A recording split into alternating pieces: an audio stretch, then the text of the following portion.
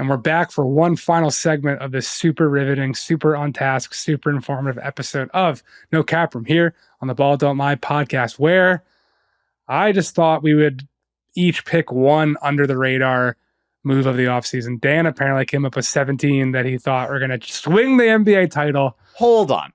That's not what we said. And also, super producer John Gennaro, if he wants to get on mic for this, he can, said to me this morning, I put one in there that you had mentioned. If you want to come up with some more, go ahead. So give me homework. I'm going to do it. You're going to do it. I will cede the mic here and let you pick one first, being that I just picked one guy and one team.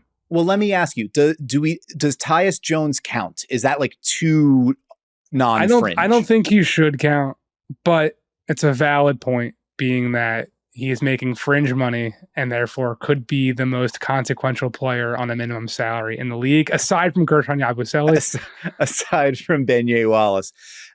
The reporting this week, it was SNY's Ian Begley, and I think maybe there was some news, some rumblings from other places as well, that Tyus Jones had more money out there. There was, Ian reported that the Knicks had a 2-year, $10 million offer out for Tyus Jones.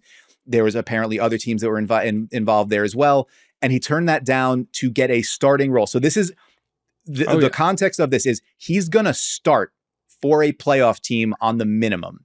And the goal of him starting there is to kick Devin Booker off ball, to kick Bradley Beal off ball, to organize that offense and systematize that offense in a way that, for all its talent and all the point producing potential that it had at times last year, it did not have. So you go get a guy who is like perennially the league leader in assist to turnover ratio.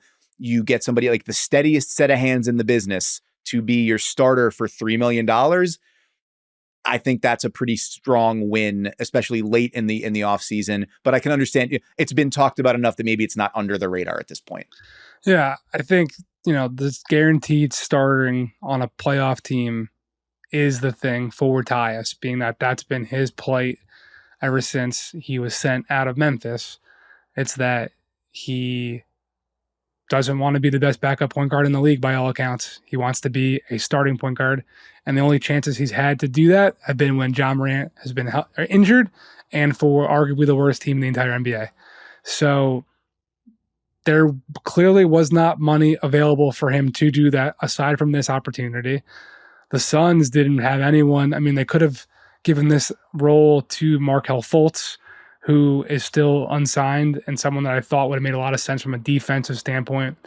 Because as I've said here, I think Tyus is a super, incredibly efficient table setter, the assisted turnover ratio god.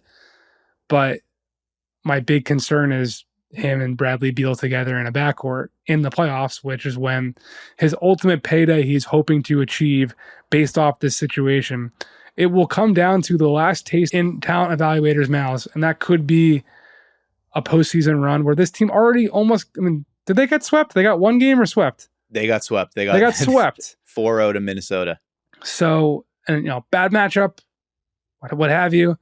But I think offense was not this team's real issue in Phoenix. Of course, organizing things and whatever will pay dividends. But yeah, to me, I went defense on my choice as much as Gary Trent will provide much needed shooting on the wings in Milwaukee to space everything for Giannis, to give added space for Dame Lillard's high screen action.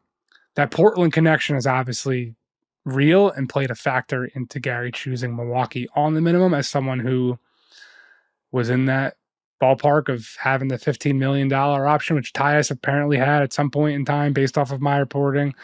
Him, Caleb Martin, we've talked about this. And to me, though, Gary Trent has a role that he is A, qualified for, and B, has done in the past next to a key contributor on that team in Dame, where I remember back in the bubble when Yusuf Nurkic was looking like a top 5 NBA center. He absolutely was. Gary Trent was picking up guys 94 feet, and he got a 4-year, $80-something million deal off of that two-way brilliance. And then he was sent to Toronto, if people recall, in the great Norm Powell trade sweepstakes of 2022, I want to say, whichever year it was, when Norm Powell's up for a big extension and all these teams wanted to trade for him. I mean, a dozen teams were in on it, ends up going to Portland. And the Blazers, I mean, the Raptors quickly rewarded Gary Trent with his own, massive deal to pay him plus 18 million, plus starter money. And to get that guy on a minimum in Malik Beasley's spot, which I remember telling you, Dan, my dispatch from Vegas, saying, I'm a little concerned that the Bucks' best perimeter defender is Malik Beasley. Yeah. To replace him with Gary Trent, who has not played consequential basketball in many years because that wasn't happening north of the border. I mean, I think it will take some time, and I'm not here stamping my reputation on the fact that I believe Gary Trent is going to be all of Milwaukee's answers in the Eastern Conference. But I think he's going to be, and Malik Beasley is a good player, but I think Gary Trent is going to be an incredible just improvement in terms of that role, that we have our top perimeter dog who we're going to throw and hound at anyone. He's going to be the guy picking up Tyrese Halliburton 94 feet if we make it back to the in-season tournament, not Malik Beasley. He's going to be the guy that we have to, go with Giannis at all these wings. I'm not saying he's the lockdown, best perimeter defender ever, but he's had all defense love in the past, and he is definitely better than Malik Beasley. That is the benchmark. It's a fine benchmark, and I think Gary Trent Jr. is capable of clearing it. I think if you want to talk about Gary Trent Jr. as a lockdown defender, talk to some Raptors fans about the way he was playing. What was he guarding for is my point, though. What was he defending for? I don't know, pride in a contract, maybe those things. But the larger point is, yes, he is, if nothing else, he has been a capable havoc wreaker, like a guy who can generate deflections and steals. He did that effectively in Nick Nurse's system when they were cranking up the pressure. Off ball, on ball, if you're asking him to just hold up and stay in front, I don't know. It's a little bit boom or bust there. But you're right, for the price and for the, to find a way to replicate Beasley's shooting and give yourself a little bit, maybe more upside and athleticism at the point of attack, it's certainly, you can't argue with the price. So them getting him and DeLon Wright and Taurean Prince all on the minimum to flesh out that roster and the depth chart in Milwaukee, I think a nice bit of business for the Bucks.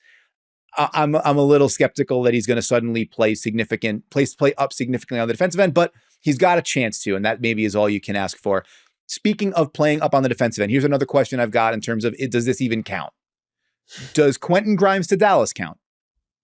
Yeah, I would say so, because when Dallas made it very clear that this was finally going to be the transaction cycle, that they were definitively moving Tim Hardaway Jr., I didn't expect them to get a basically third draft opportunity on a first-round pick who was a starter on a playoff team and, got cast aside in New York, and Detroit just gave him up willy-nilly. So how much value does Quentin Grimes really have? But the fact that he came back in a dump deal when Dallas, obviously's biggest gap compared to Boston, but just in general, after their finals run, that they needed to fill was wing defenders who can actually hit a wide open jump shot.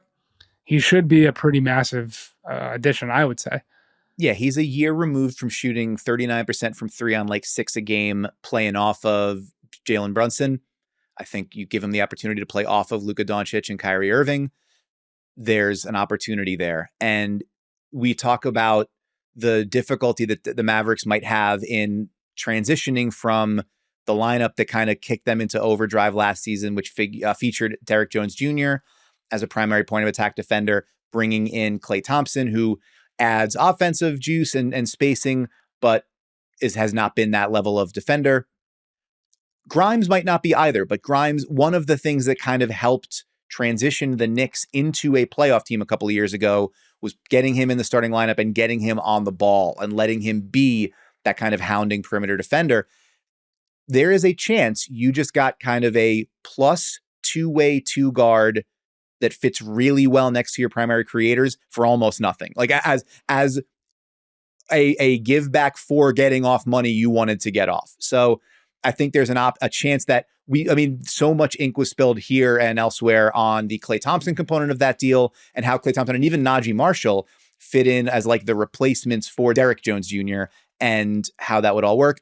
There's a decent chance that Quentin Grimes winds up playing a much bigger role than I think we gave credit for at that time. So he's a name I thought of in that regard. Also, as a defensive thing, this one came up yesterday. Javonte Green getting the minimum with the Pelicans, 1 year minimum salary. That to me has the opportunity. I'm not saying I would, say that it's a guarantee. The opportunity to be this year's version of the Kelly Oubre signs in August for the minimum. Derek Jones Jr. signs in August for the minimum. Like, where did they find? And then this guy winds up dramatically overplaying it. I'm not saying Javonte Green is going to start and play 30 minutes a game on a playoff team, but the Pelicans, as we just mentioned, did lose Najee Marshall, who was a rotation player for them and an important perimeter piece there. Javonte Green is like a chaos agent when he plays. And there's all the caveats of that, like 31-year-old journeyman. He played in Europe for a bunch of years before he came across, and he wound up, bit parts of seasons with Boston and then parts of 3 seasons with Chicago. But when he plays, the steal rate, the block rate, the rebound rate, the kind of names that come up when you filter in those searches, it's like Gerald Wallace, Josh Smith, Andrei Kirilenko on the high end of it, like really like spidery chaos wings that create steals and deflections and crash the offensive glass, run the floor like bats out of hell in transition. That's a kind of guy who could be really valuable and guarding multiple positions, like 6'5" with a 6'10" or 6'11" wingspan, can play like small ball power forward, can guard point of attack guys. He started 45 games on a Bulls team that no one gave a crap about a couple of years ago. But yeah, like he's only played, I think, more than 1,500 minutes once in a season. And so like he might not make, he is a per minute, per possession projection guy. Like you got to look at it and say, could this translate in a larger sample? But again, for 1 year, $2 million at this point in the calendar, when you're like, we lost somebody important in Najee Marshall, our big, whatever we do transactionally in terms of like, how do we fill out the big questions? That's still got to be, what do we do with Brandon Ingram and what do we do at center? But do we insulate ourselves by maybe having somebody who can outperform a bottom basement contract? Javonte Green, I think, has an opportunity to do that in New Orleans. Billy Donovan, I can confidently report, based off of various sources, was a huge Javonte Green fan.